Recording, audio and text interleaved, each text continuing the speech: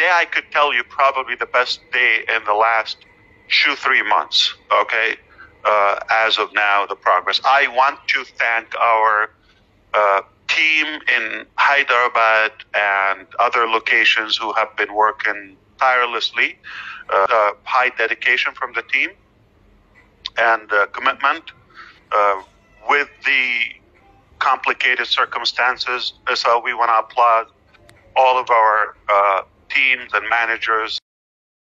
হায়দ্রাবাদ সহ অন্যান্য লোকেশনে অনপেসিভের যত অফিস আছে সমস্ত টেক টিমের প্রতি এরশার কৃতজ্ঞতা প্রকাশ করেছেন, হাততালি দিয়ে তাদেরকে অভিবাদন জানিয়েছেন, তাদের কষ্টের কথা স্বীকার করেছেন। তারা অত্যন্ত কঠোর পরিশ্রম করে নির্ঘুম রাত কাটিয়ে অনেক পরিশ্রম করে অনপেসিভের সব কিছু উদ্ধার করতে পেরেছেন বলে তিনি সকলের প্রতি কৃতজ্ঞতা পোষণ করেন।